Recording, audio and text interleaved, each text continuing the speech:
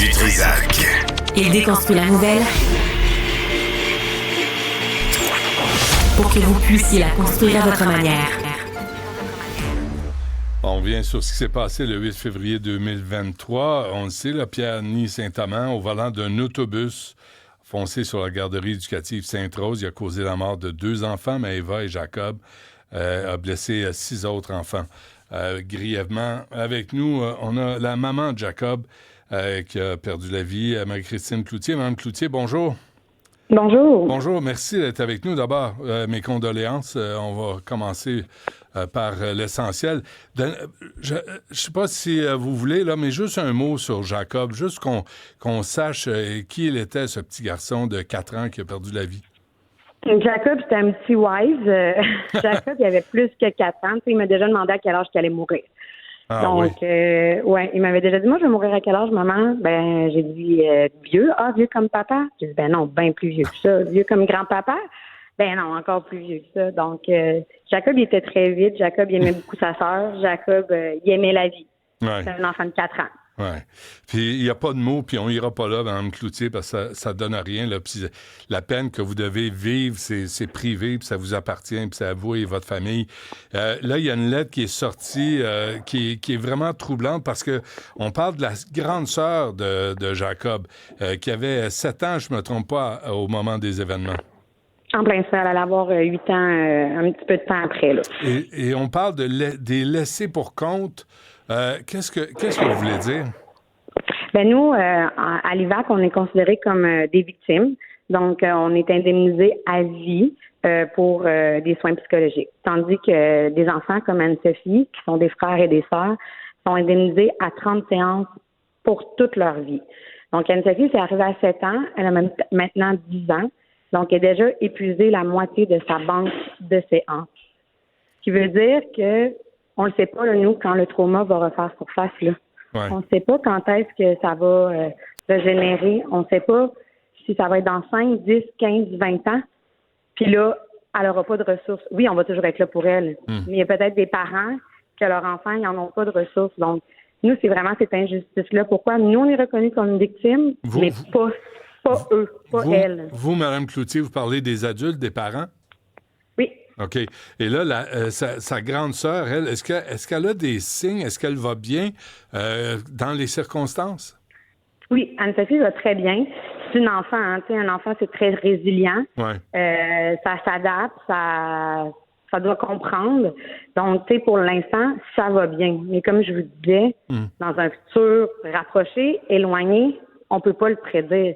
Tu sais, ça peut être comme j'expliquais tantôt avec Patrick Lagacé, il y a eu une alarme de feu à son école. C'est pas l'alarme qui l'a traumatisé, c'est quand elle a vu les pompiers, elle s'est dit qu'est-ce qu'ils vont m'apprendre encore? Parce que c'était les mêmes pompiers entre guillemets qui étaient là que quand elle l'a su.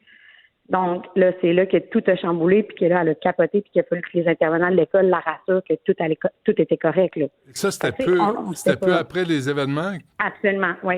C'était même pas une pratique, là. Je pense que c'était un élève qui avait déclenché l'alarme là, pour faire une joke. Fait que, tu sais, c'était 2-3 mois après. Là. Il y a un traumatisme chez votre fille, puis vous êtes inquiète pour son avenir. Absolument, absolument. Pour tous les enfants qui vivent des traumas, dont ma fille. Qu'est-ce qu'on vous répond? Parce que j'imagine que vous avez fait part de vos inquiétudes. Oui, c'est sûr que moi, ma personne à l'IVAC qui prend mon dossier en charge, qui est très gentille, que nous, c'est ça, on part pas en croisade là, contre l'IVAC. Non. C'est pas ça. C'est vraiment que justice soit faite, que pourquoi les parents sont reconnus comme victimes, mais pas les frères et sœurs qui subissent aussi un trauma, qui sont aussi impliqués dans cette tragédie-là. Oui. Il y a eu les autres enfants, parce que là, votre Jacob est décédé, la petite Maëva aussi, c'est une vraie tragédie. Il y a eu les 6 autres enfants, là, on dit, qui ont été blessés grièvement.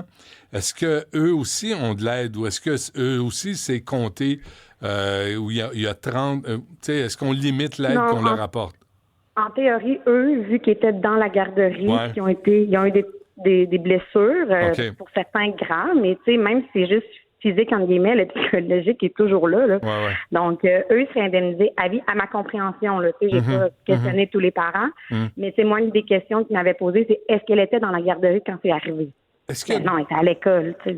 Est-ce qu'il y a d'autres traumatismes chez votre fille? Là, vous me parlez des pompiers, puis on comprend très bien l'image que vous évoquez, Mme Cloutier, mais est-ce qu'il y a d'autres signes qui vous inquiètent chez elle?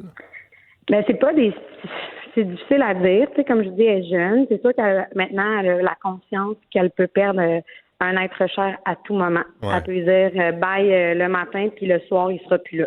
Ouais. Donc ça, elle est très consciente de ça. Puis de la nuit, ça n'en fait que elle dort moins bien parce qu'elle se réveille en se demandant si on est toujours là. Ouais, boy. OK, ouais.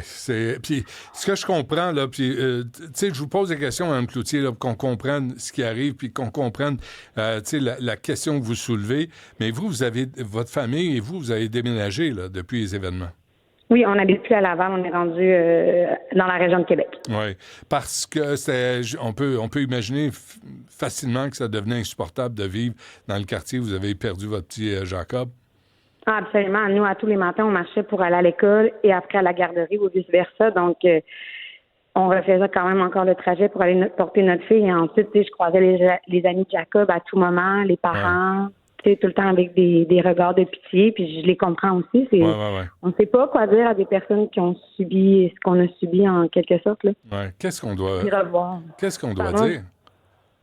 Qu'est-ce qu'on peut dire? Rien, hein? Rien. Juste se mêler de nos affaires. C'est ça. Ben, tu sais, juste être normal, je pense, parce que c'est la normalité qui nous ramène dans la normalité, je pense. Oui. Mais non, je pense qu'il n'y a rien à dire. Ouais. Juste d'être là. Comment vous allez, vous? Ça va bien. La vie continue, il faut croire. Le temps avance, mais on reste à tout jamais avec un gros trou en dedans de nous. Oui, j'imagine. Vous êtes au palais de justice de Laval présentement? Oui. Là, il y a le procès. Qu'est-ce que ça vous fait, ce procès? Est-ce que ça met un baume sur votre plaie ou ça ravive les douleurs? Je peux pas dire que ça met un baume, même si on connaît en quelque sorte la finalité du verdict qui sera rendu. Je pense que c'est une étape qu'on doit vivre. C'est une étape qui fait partie d'un processus de deuil. Ouais.